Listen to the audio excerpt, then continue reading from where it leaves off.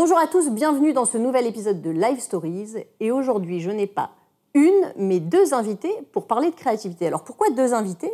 Parce que les plus beaux événements, c'est l'association d'une très belle idée, mais aussi d'une parfaite réalisation. Le génie créatif sans une production rigoureuse, ça ne marche pas. Et donc pour en parler aujourd'hui, je reçois les deux co-directrices de Publicis Live Paris. Bonjour mesdames. Bonjour Agathe. Bonjour Agathe. Alors Anne Cléré, Caroline Thierry, vous êtes les deux co-directrices générales de Publicis Live Paris depuis juillet dernier. Comment vous vous répartissez les rôles? Déjà bonjour, merci de nous recevoir. C'est chouette. On est contente d'être là ensemble en plus, c'est chouette. Alors ça s'est réparti assez facilement parce qu'on avait deux dominantes métiers, donc moi plutôt planning stratégique et créa, et Caroline, je vais dire Caroline, je vais pas dire Caro. Les gros événements, les événements stratégiques. Donc du coup il y a eu ce dispatch-là qui était assez naturel. On a chacune notre territoire, donc c'était très complémentaire. Okay. Et puis après on a effectivement rapporter de nouvelles missions qui sont liées à la fonction de direction générale. Oui, donc Anne s'occupe plus particulièrement de la stratégie business de l'agence. D'accord. Et moi, j'ai pris plutôt les RH, plutôt la RSE. Donc on a des compétences vraiment très complémentaires, on est très différentes. Donc voilà, la colocation se passe très bien, c'est assez fluide, on partage le même bureau, toutes les décisions vraiment stratégiques de l'agence sont prises à deux. On a à cœur vraiment de piloter à deux. C'est pas un binôme d'opérette, comme on peut dire. Ouais, et puis on apprend vachement, Exactement. Même humainement, et voilà, moi, tu m'as appris plein de trucs. Tu m'as appris le courage, le sang-froid. Non, mais c'est vrai, je le dis, c'est important parce qu'il y a le côté métier, parce qu'on est très différentes et très complémentaires, mais il y a aussi les qualités humaines. Donc voilà, c'est fait. C'est la force d'un binôme aussi, de pouvoir échanger. Exactement. En tout cas, moi, je suis très contente de recevoir des directrices générales d'agence, parce que quand j'ai commencé il y a 20 ans, ce n'était pas forcément le cas. C'était quand même très masculin. Donc aujourd'hui, que ce soit Publicis Live Paris, Hopscotch, Havas Event, on a des directrices générales et ça fait plaisir. Donc, merci à vous deux. Ce qui m'intéresserait justement, c'est de savoir votre parcours. Comment vous en êtes arrivée là? On commence par toi, Anne. Alors, moi, j'ai un parcours qui a commencé dans le jeu vidéo, il y a longtemps maintenant. D'accord. Voilà, donc créatrice d'univers. C'était très, très stylé sur les cartes de visite. Tu fais quoi dans la vie? Je suis conceptrice d'univers, donc voilà. Et puis, j'ai switché vers l'événement. J'ai commencé ma carrière chez Auditoire. D'accord. Une super école en tant que responsable de projet, donc vraiment sur la partie production. Aux événements corporate, je me suis découvert une passion pour les univers corporate. C'est pas les événements qui font d'habitude le plus kiffer les gens, mais moi franchement j'ai trouvé ça génial de rentrer dans la vie des boîtes, de comprendre leur stratégie, de vibrer avec les populations internes. Ouais. Et puis j'ai quitté Auditoire pour aller chez Levé de Rideau qui s'appelle LDR maintenant, où j'ai fondé et piloté le planning stratégique qui n'existait pas à l'époque. Je l'ai piloté pendant 10 ans.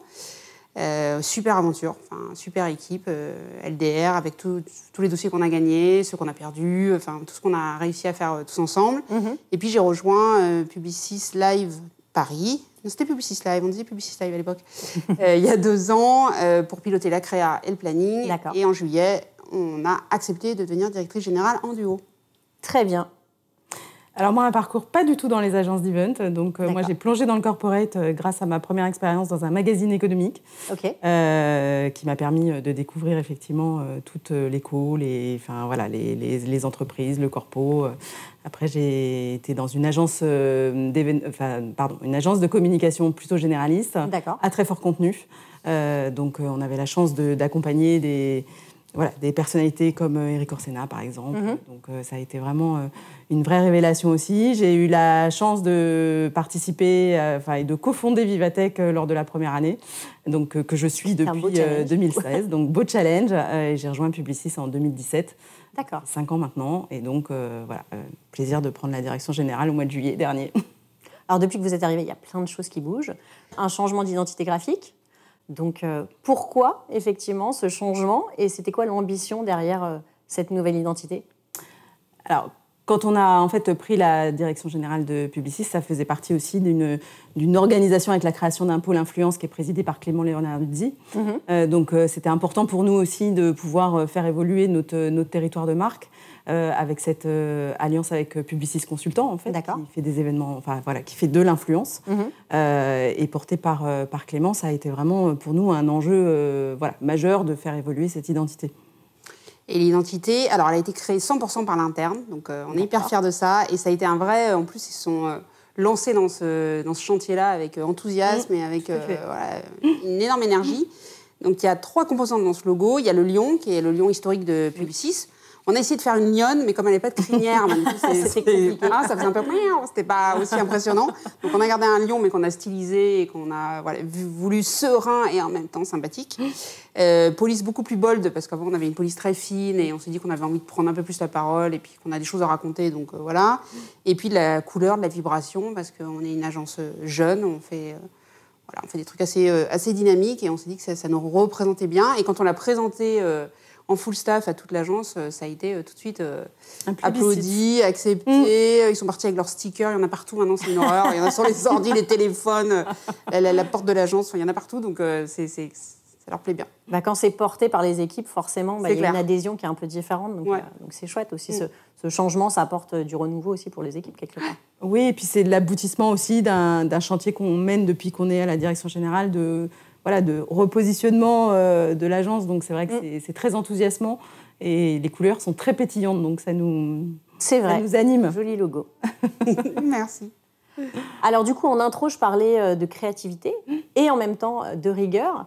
Et je trouve que ces deux valeurs, on les retrouve bien dans un événement que vous avez organisé il y a peu de temps, qui est la Renault Electro Horse Parade, événement pour lequel vous avez reçu un prix aux Event Awards récemment. Ça m'intéresserait de savoir un peu comment ça s'est passé, c'est-à-dire quel était le brief initial du client et justement comment vous en êtes arrivé à ce projet-là. Alors, il y a une petite part de hasard où le brief il était hyper carré, hyper clair comme d'habitude chez Renault. On nous a expliqué, raconté ce qu'était Mégane 100% électrique, ce virage que ça permettait aussi à Renault de prendre sur la partie électrique, parce que c'est une voiture, essayez-la, parce qu'elle a vraiment une pêche, un dynamisme, c'est l'électrique fun, c'est l'électrique avec une vraie prime. Je ne vais pas vendre la Mégane maintenant, mais vraiment, c'est une voiture assez révolutionnaire. Et du coup, le brief, il était un peu comme ça, c'était, vous avez carte blanche, imaginez ce que vous voulez, mais on a envie que ça soit à la hauteur de ce pas, de cette marche qu'on monte chez Renault avec cette voiture. Il faut que cet événement, il fasse aussi... pierre blanche un petit peu dans le monde de l'événementiel, quelque chose qu'on n'a jamais vu, jamais fait. Donc on est rentré avec ça. Alors c'est super carte blanche, mais du coup ça ouvre possibilités énormes. Donc on a fait pas mal de brainstorm, on a cherché. J'avoue, il y a un moment on patinait complètement parce qu'on ne savait plus où il faut aller, comment il fallait y aller. Et puis il y a quelqu'un qui dit, non mais en vrai, dans la Mégane thermique, il y a combien de chevaux ? Et en fait, c'est à ce moment-là qu'on s'est dit 220 chevaux, on a qu'à lâcher 220 chevaux dans Paris. Donc c'était... aussi, c'était un peu sur le ton de la blague au début, parce qu'on s'est dit... oui, sur le principe, quand on dit ça, on se dit... Et puis après, on s'est dit, vas-y, tente un ref, et on s'est lancé comme ça. Donc il y avait une petite part de folie sur ce brief-là, mais en tout cas, le brief, c'était compète, carte blanche, pour trouver la meilleure idée. D'accord. Et quel a été justement le retour de Renault quand vous leur avez présenté le projet ? Arnaud a adoré, donc ça c'était super, c'est quelqu'un hyper enthousiaste, donc quand quelque chose lui plaît, ça se voit tout de suite, et ça c'est hyper agréable, parce que on sent qu'on a fait mouche, mais on n'arrivait qu'avec un ref, il n'y avait qu'une image, en disant, on s'est dit ça passe ou ça casse, parce que c'était tellement dingue que, il a tout de suite dit oui, et après il a fallu passer de ce ref à la réalisation, et là, c'était une autre histoire. C'est ça, on va en parler, il n'y a pas de souci. Mais justement, sur ces phases d'appel d'offres comme ça, quand le client dit carte blanche ou alors un brief pour le coup très précis, est-ce qu'il n'y a pas justement une prise de risque à se dire j'y vais, j'ai une proposition, je vais jusqu'au bout de mon idée, ou alors j'ai quand même un petit plan B en backup au cas où Comment on appréhende en fait ce moment-là ? Alors, c'était pas la seule idée. En fait, c'est celle-là qui a remporté l'adhésion de notre client, mais c'est vrai que c'était une compétition, donc on avait aussi des compétiteurs en face de nous, et nous on avait aussi plusieurs propositions, donc on a été guidés par les équipes de Publicis Conseil qui accompagnent Renault, et ça fait écho aussi à la publicité avec tous ces chevaux qui est assez sublime d'ailleurs, même esthétiquement, elle est quand même très réussie. Donc comme le disait Anne, oui, carte blanche, mais dans un budget défini, avec les contraintes de production, parce que nous, il n'y a pas que l'idée, il faut aussi qu'on pense à la réalisation tout de suite. Alors même si là, franchement, il y a des choses qu'on n'avait pas anticipées, mais oui, c'est un pari. C'est un pari. C'est ça. Donc 220 chevaux, c'était ça le concept. Exactement. Donc il y en avait vraiment 220. Esplanade des Invalides, un dimanche matin, comment on fait ? En vrai, comment ça se passe ? Alors, ça se passe, encore une fois, avec tous nos réflexes de spécialistes de communication événementielle. Donc, Et après, il y a des choses qu'on ne maîtrise pas, comme la météo, par exemple. Donc, on dit toujours que la météo, c'est quelque chose dans nos métiers qui est peut-être une petite fée au-dessus de la tête, mais quand il y a un orage le samedi soir et qu'on a les chevaux et qu'ils commencent à s'énerver parce qu'ils sont très sensibles et que c'est la pleine lune et que voilà, donc ça c'est des choses, honnêtement, on les anticipe pas. Donc ça arrive, voilà. Et puis après, il y a le sourcing de nos acteurs principaux, qui n'a pas été simple, parce que identifier 220 chevaux qui peuvent faire ça un dimanche matin, les faire venir. Enfin, évidemment, ils n'étaient pas à 5 km de Paris, donc il a fallu aller les sourcer un petit peu partout. Et puis les autorisations administratives qui sont quand même dans notre Oui, c'est ça. Il y a quand même une partie où fallait avoir l'autorisation de faire ce défilé, de tourner ça. Donc en termes de contraintes logistiques... Oui, contraintes logistiques très fortes, mais ce qui fait aussi que l'émotion est super forte quand on arrive à le sortir, à le réaliser dans de bonnes conditions. Finalement, il y a peut-être cette fée de l'événementiel qui est au-dessus de nos têtes. C'est ça. Moi, je l'appelle le dieu de l'événementiel, mais chacun... Nous, c'est plutôt une fée, mais on a elle est plutôt féminine, la nôtre. On est dire, tiens, s'il vous plaît, faites que tout se passe bien. OK. Et donc, résultat plutôt hyper positif pour le client. Ouais, hyper positif. Carole dit, il y avait une émotion, il y avait une espèce de suspension du temps, parce que je pense qu'on avait... Imaginez plein de choses, on savait que ça serait que ça aurait du panache, que ça serait très élégant, que ça fonctionnerait. Mais on n'avait pas mesuré, je pense, la sympathie et l'affection que les gens ont pour les chevaux. D'accord. Et ce qui était dingue, c'était que quand les chevaux revenaient de la parade, parce qu'elle a joué 4 fois, quand les chevaux revenaient de la parade, les gens les caressaient au passage, les gamins couraient partout pour aller voir le haras géant en plein cœur de Paris. Et du coup, il y avait cette joie, là, cette émotion, cette vraiment suspension pendant un moment. Et ça, c'était ça non plus, on ne pouvait pas le mesurer parce que on ne mesure pas cet engagement, là, cette énergie qu'il y a à ce moment-là. Et ça, c'était vraiment, vraiment un super souvenir. Ouais. Ça doit être quand même effectivement agréable de se dire je sors un peu de tout ce qui est plus corporate et un cadre assez posé, de se dire tiens, je laisse parler justement ma créativité, pourquoi pas. Ah non, on peut être créatif dans le corporate. Oui, ça c'est mon combat depuis tellement longtemps, donc non. Mais c'est vrai, t'as raison, c'est un truc qui est complètement fou. Quand on te pose des questions en disant est-ce que vous avez prévu de protéger les arbres, tu dis les arbres pour pas que les chevaux les mangent. What? Donc il y a des questions quand tu valides le catering des équipes d'un côté et puis le catering fourrage pour les chevaux de l'autre, tu dis ça va être une journée spéciale quand même. Tu sens qu'il y a des trucs qui vont un peu t'échapper. Et puis après, toute l'équipe qui a travaillé sur le dossier, il y a des gens de l'interne, il y a des freelances avec qui on collabore régulièrement. C'est que des gens qui étaient passionnés de chevaux. D'accord. Il y avait en plus cette envie, je pense, de faire quelque chose d'incroyable avec les chevaux dans Paris. Et d'en prendre soin. Et c'était vraiment, c'était génial. Projet un peu fou, comme on les aime. Exactement. C'est chouette. Vous avez travaillé combien de temps sur ce projet-là ? 6 mois, je crois. Ah oui. Mémoire. De l'idée à l'action, oui, 6 mois. De l'idée à l'action, Il y a eu beaucoup de temps pour l'idée, en fait. Ouais, parce qu'on s'est dit qu'on voulait réintégrer des scénettes avec des cavaliers à un moment. Il y a eu, je ne sais pas si tu le vois, à un moment, on a fait le logo, donc ça, c'est venu après dans la conception. Donc il y a eu effectivement une longue phase de conception, puis tu travailles pas de la même façon avec des chevaux qu'avec des comédiens. Il y a plein de trucs qu'ils peuvent pas faire, genre répéter sur les pavés, ils adorent pas. La pente, ils adorent l'orage. Donc effectivement il y a eu. Il y a des contraintes qu'on maîtrise pas forcément pour exactement. l'event, mais on apprend. C'est ça qui est chouette. Si vous voulez faire des événements avec des animaux, franchement, venez nous voir. On a 2-3 retours d'expérience qui peuvent servir, les chats, les crocodiles, ce que vous voulez. On est un peu capé maintenant. Ouais. Très bien, c'est noté. C'est une niche. C'est ça, mais bon. Mais en même temps, quand le client demande du never done before, c'est comme ça qu'on en arrive à faire des choses un peu incroyables. Exactement. De faire passer des chevaux. C'est-à-dire que dans tous les briefs, il y a écrit maintenant, on veut un effet waouh. Donc, le fameux effet waouh. C'est ça. Tout à fait. Moi, j'ai travaillé beaucoup pour Nike, donc c'était never done before. C'était chacun sa petite manière de le nommer, mais bon, vous connaissez ça aussi. Exactement. Aussi bien que moi. Ce que je trouvais intéressant donc, dans cette idée-là, bien évidemment, c'est qu'en termes d'impact carbone, vous avez fait défiler des chevaux, ça va, des véhicules électriques, ça va, parce qu'on est aujourd'hui beaucoup quand même dans cette réflexion. Comment vous, dans les événements que vous concevez et que vous organisez, vous avez une approche spécifique aujourd'hui sur cette partie responsabilité et impact ? Alors, l'agence est certifiée ISO 20121 depuis 2018. Donc, nous, c'est quelque chose qui est j'ai envie de dire, dans notre ADN maintenant. Par rapport à d'autres. C'est vraiment quelque chose qui nous, qui nous anime de la conception jusqu'à la réalisation. D'accord. Ça fait partie de tous nos briefs. Alors évidemment, c'est dans les briefs des clients, puisque maintenant, c'est devenu mandatory. Mais nous, ça fait vraiment un petit moment qu'on l'a intégré. Toutes nos équipes ont été formées à la RSE. D'accord. Le groupe est très moteur sur ces sujets-là, puisque Agathe Bousquet a fait un rapport sur ce sujet-là, sur l'impact de la publicité, etc.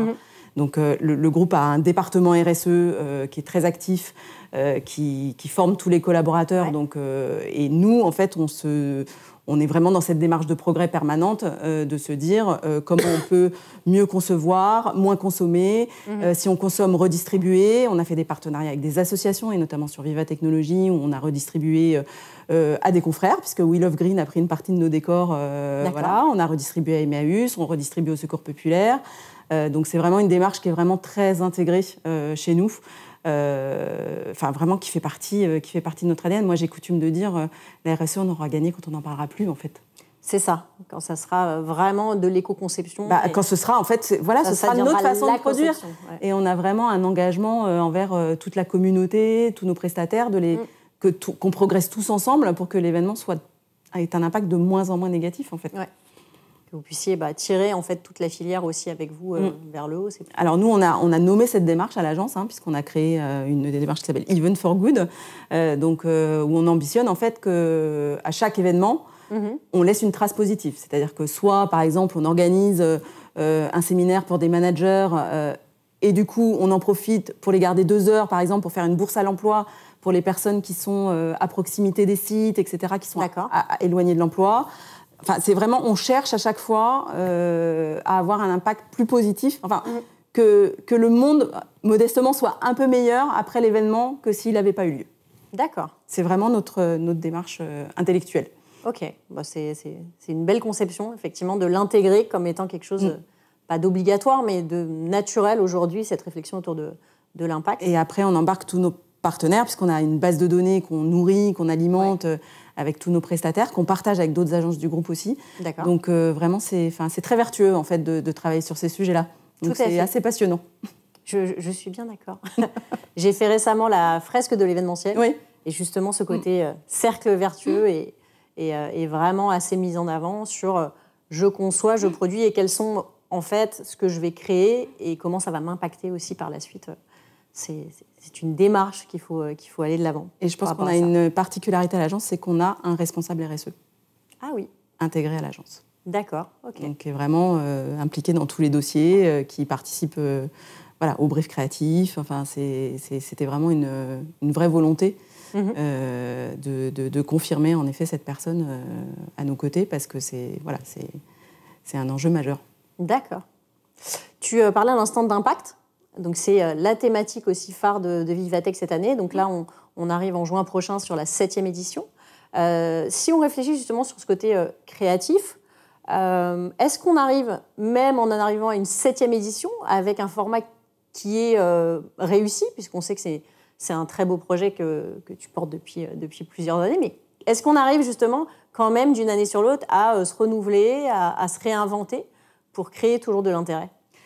Alors, dès la première année, Vivatech a bousculé un peu les codes, en fait, à la fois de l'événementiel et du salon, même si j'aime pas dire ça, mais c'est plus un événement qu'un salon, en vrai, Vivatech. Et donc, ça a redistribué un peu les cartes, et c'est vrai que tous les organisateurs sont venus un peu piocher, parce que Vivatech a toujours été impertinent, créatif, que ce soit tant en scénographie qu'en termes de proposition de valeur. Ouais. Donc oui, bien sûr, on se challenge tous les ans. Et surtout avec ce très fort retour au présentiel, on a des ambitions qui sont de revenir à des fréquentations comme en 2019. Donc oui, bien sûr, on se réinvente tout le temps. Et on a, cette année, on a notamment une grosse thématique sport, avec toutes les innovations sur le sport, parce que avec les jeux qui arrivent, c'est quand même un secteur d'activité qui est très mise en lumière, donc l'innovation, la tech, au service du sport, donc ça a du sens aussi qu'on en parle. Et puis après, au niveau créativité, c'est vrai qu'avec les équipes de l'agence pilotée par Anne, elle va en parler, mais on a beaucoup retravaillé toute la scénographie, en fait. Ouais, chaque année, on rebosse à Céno. Là, cette année, l'idée, c'était d'être dans la sobriété et l'exemplarité. D'accord. Voilà, donc, tout en gardant l'impertinence qui fait le style de Vivatech depuis le début. L'année dernière, on avait fait déjà pas mal de changements sur les stages, notamment. Et il y avait la Stage 1 qui était très inspirée du Dreamland, donc cet univers virtuel. Voilà. Et donc, on a retravaillé cette année, on a refondu complètement la grammaire scénographique. D'accord. Pour avoir moins de dépenses de matériaux. Okay. On a travaillé sur des codants qu'on va retrouver un petit peu sur chacun des espaces, notamment sur l'Impact Miles. Exactement. C'est ça? C'est ça. C'est pas un autre truc non, parce que ça a changé de nom et du coup, je suis restée bloquée sur l'ancien, donc je ne veux pas me tromper. Donc, on va retrouver des codants pour avoir moins de matériaux dépensés, pour pouvoir les réutiliser, pour pouvoir les réutiliser plusieurs années de suite aussi. D'accord. Voire, effectivement, à les prêter à des prestataires ou à donner à des partenaires. Donc, vraiment une recherche d'exemplarité. Et ça a été hyper intéressant. Parce qu'en fait, là, pour le coup, c'est très contraignant de se dire j'ai quelques codants, je ne dois pas trop bouger, je dois être dans la sobriété. Et la sobriété créative, franchement, c'est génial comme brief parce qu'on y a passé pas mal de temps. On appelait ça Vivaland, notre chantier, pour se dire comment on avance ce truc-là. En toute modestie, on s'est vraiment enfermé avec toute l'équipe créa. On a vachement bossé, challengé des trucs. Et travailler avec Paul, notre responsable RSE, et la prod, pour trouver vraiment le meilleur. Donc j'espère que ça vous plaira, parce que c'était un énorme boulot et hyper enrichissant, qui sert du coup tout le reste de l'agence, évidemment. Parce que... Oui, c'est ça, c'est vertueux derrière. Exactement. De se dire, cette réflexion qu'on a menée, on a pris le temps de la mener, et aujourd'hui, on a des bonnes pratiques qu'on va pouvoir décliner au final sur les différents projets. C'est hyper enrichissant. Alors, quel est ce nouvel espace dont on vient de parler? Alors, l'Impact Mile, c'est une avenue en fait, qui va être très visible depuis l'entrée de Vivatech. D'accord. Qui va présenter les innovations les plus vertueuses. Alors, les innovations technologiques, bien entendu, qui soit ont un impact positif pour la planète ou un impact positif pour la société. D'accord. Donc, c'est vraiment la mise en lumière, effectivement, d'innovations remarquables. Et tout au bout de l'Impact Mile, je fais la pub pour le petit quartier de la Femtech, parce que ça, c'est une nouveauté aussi cette année. Parlons-en. Ouais. Et la Femtech, c'est toutes les startups qui sont dédiées à la santé des femmes, avec des solutions qui sont assez bluffantes sur reconstruction du sein après un cancer, sur l'endométriose dont on parle beaucoup, sur pas mal de problèmes féminins qui n'étaient pas forcément adressés avec des solutions concrètes. Tout à fait. Et donc voilà, ça va être un petit quartier, mais c'est une première mondiale, donc on est content d'avoir ça. Et franchement, avec des startups qui sont vraiment hyper impressionnantes. Donc voilà, je fais la pub pour ce quartier-là. Ça ne veut pas dire que j'aime pas le reste, mais je trouve que c'est... Ça fait partie des nouveautés importantes. Exactement. Et de l'évolution aussi de la tech pour le bien, en fait, pour l'impact social aussi, quelque part. Est-ce qu'il va y avoir des grands speakers que tout le monde va attendre cette année? On a le droit d'en parler ou pas encore? Alors, il y aura des grands speakers, mais pas encore. Forcément, mais pas encore. D'accord. Il y a déjà 2-3 noms qui sont sortis. Oui, il y a déjà 2-3 noms qui sont sortis, mais on a un nouveau point presse fin mai, donc voilà. On ne dira rien aujourd'hui, il n'y a pas de souci. Stay tuned. On a, justement, t'en parlais un petit peu tout à l'heure du retour au présentiel. Donc effectivement, là, sur les 2 années qui sont passées, vous étiez sur un format hybride. Qui a été plutôt très réussi, comme tu le disais, plutôt événement que salon, parce que les salons, pour le coup, ont eu du mal à prendre ce virage-là. Vous avez été plutôt très exemplaire sur le sujet, avec, c'était Vivatech News, si je ne dis pas de bêtises, donc la chaîne d'infos continue de Vivatech. Où est-ce qu'on en est de cette hybridation? Est-ce que c'est quelque chose que vous allez garder, que vous allez redévelopper? Vous vous positionnez comment cette année? Alors, la Vivatech News a été un vrai succès. C'est vrai qu'on a imaginé ce média éphémère en 2021, au moment où on était encore soumis à des jauges et où ça permettait effectivement d'avoir Vivatech... d'avoir le meilleur de Vivatech pendant 3 jours en continu. On a fait en 2022 4,3 millions de vues quand même. Donc ça a permis aussi d'accroître la notoriété en France et à l'international. Donc oui, on va poursuivre parce que pour le coup c'est un produit qui a une très forte valeur ajoutée et qu'on ne voit pas abandonner aujourd'hui. Donc on va continuer à le multiplier. Je trouve que de voir Vivatech sous un angle journalistique, c'est aussi très important, très intéressant, en toute indépendance. Donc c'est une belle réussite, la Vivatech News. Et on va ça lance des idées. C'est vrai qu'on sent que ce secteur du salon, il a du mal un peu à se réapproprier des nouveaux codes. Et je trouve que, pour le coup, Vivatech, c'est vraiment un espèce de laboratoire où vous proposez plein de choses, et c'est en ça que vous êtes plus un événement qu'un salon, et qui permet de se dire, c'est aussi ça l'hybridation, c'est ouvrir l'information à un maximum de gens, développer sa notoriété, sa visibilité. Et vous y Mais ce dont on est convaincu, je pense, c'est qu'on ne peut pas reproduire en digital ce qu'on vit en physique. Je crois que là, ça y est, on le sait tous, on n'aura jamais la même expérience qu'on le vive en vrai ou derrière son écran. C'est pour ça que la Vivatech News propose, c'est un autre produit en fait qui propose de voir Vivatech différemment, mais qui n'exclut pas, bien au contraire, de venir en présentiel voir ce qui s'y passe. Tout à fait, ouais, c'est pas l'un, c'est-à-dire que ça peut permettre à ceux qui viennent à Vivatech, c'est plusieurs jours, donc on peut venir une journée sur Vivatech en physique. Exactement. Et puis se dire, on va profiter du contenu encore sur les jours qui restent, parce qu'on n'a pas tout vu, et puis il y a tellement de contenu sur toutes les différentes journées qu'on ne peut pas tout voir de toute façon. Non, c'est clair, faut faire des choix. La Vivatech News aide aussi à compléter son expérience, tout à fait. Moi, ce qui m'intéresserait, c'est aujourd'hui, on a un contexte global et économique quand même un peu tendu avec de l'inflation, donc avec des coûts qui augmentent. J'imagine qu'il y a peut-être des exposants, des marques qui réduisent les budgets. Comment vous en sortez aujourd'hui au niveau de Vivatech par rapport à toutes ces contraintes externes ?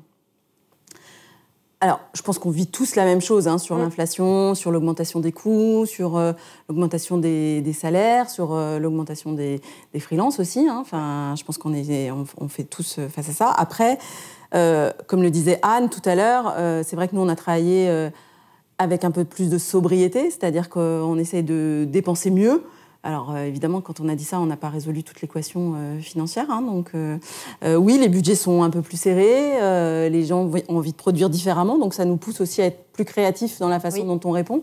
Peut-être en employant mieux, sur une moins longue période, mais donc non, c'est difficile, clairement. C'est pas les équations budgétaires sont complexes. Les clients comprennent pas forcément que l'inflation. Ils le comprennent pour eux, mais ils le comprennent pas forcément pour les prestations qu'ils achètent. Donc c'est un travail de quotidien. Challenge complémentaire. Déjà que c'était pas simple. Voilà, c'est ça. Non, mais je comprends effectivement. Et du coup, globalement, sur l'activité de l'agence, vous sentez un changement vis-à-vis des marques que vous accompagnez sur ces problématiques de contexte économique et aussi social avec toutes les grèves. Est-ce que ça impacte les projets sur lesquels vous travaillez globalement ? Oui, il n'y a pas que Vivatech qui est touché. Je pense que c'est global sur la plupart des projets. Les budgets ne vont pas à la hausse en général. Donc voilà. Après... on a traversé le Covid, on a tous changé, avancé, transformé à marche forcée parce qu'on n'avait pas le choix. Là, je trouve que c'est aussi, si on le prend du côté positif, les jours où on ne râle pas, on a un positif, on se dit que c'est aussi une manière de changer et puis effectivement de concevoir, de produire différemment, de se poser des questions qu'on ne se posait pas avant, d'imaginer aussi de la mutualisation sur plusieurs events, ce qu'on ne faisait pas avant, forcément. C'est des solutions aussi de stockage, donc c'est très en phase avec notre démarche Event for Good, donc nous, ça nous stimule. Oui. D'accord. Petite question un peu globale, comment vous voyez toutes les deux aujourd'hui évoluer notre filière événementielle dans les années qui arrivent ? Alors moi je vais prolonger, je pense qu'il faut qu'elle soit plus responsable et qu'on a tous... On a tous besoin, le devoir d'être plus vertueux, d'accompagner ceux qui peut-être le sont moins. On voit encore certains de nos partenaires, prestataires qui sont peut-être un petit peu... parce qu'ils n'ont pas forcément les moyens aussi d'être plus vertueux. Je pense qu'il faut qu'on continue à les accompagner. Il faut qu'on continue à prouver que l'événement peut être beaucoup plus vertueux et beaucoup plus positif que ce qu'on veut bien le laisser entendre parfois. C'est ça. Et puis, moi, c'est plus sur la place que joue l'événementiel dans une stratégie de communication globale chez un annonceur. D'accord. Je pense qu'on fait ce métier depuis longtemps et on sait qu'il est efficace et qu'il adresse les messages différemment qu'une campagne, différemment qu'un site, différemment, mais qu'il adresse vraiment des messages et qu'il coche des objectifs. Donc, c'est un média utile, c'est un outil utile. Donc, si ça pouvait être reconnu comme tel et qu'on ne soit plus la 5e roue du carrosse. Nous, on ne le vit pas. Franchement, pour avoir rejoint Publicis, avant, j'étais en agence indépendante et je me rends compte que l'événementiel est vraiment valorisé au sein de Publicis comme un vrai outil de communication et qu'on est intégré dans des compètes très larges ou on est considéré égal avec l'influence, avec la pub, avec le digital. Donc, si c'est possible chez Publicis, c'est possible aussi ailleurs. Enfin, moi, j'aimerais bien que la filière elle soit reconnue pour sa capacité à faire bouger les lignes, à adresser des messages, à être complémentaire d'autres solutions de communication. Et voilà, donc tous ceux qui font bouger les lignes comme toi, c'est chouette parce que du coup, ça donne plus de notoriété et de puissance à l'événement.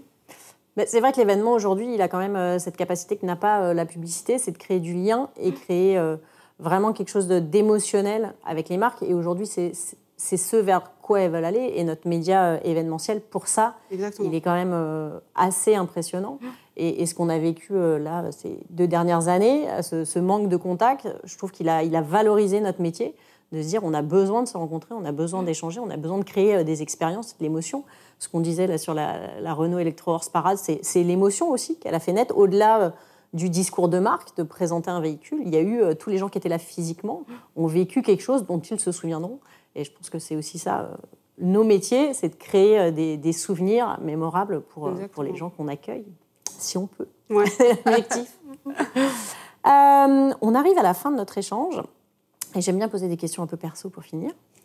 Et du coup, il y a quelques épisodes, j'ai reçu Antoine de Taverneau. Ah.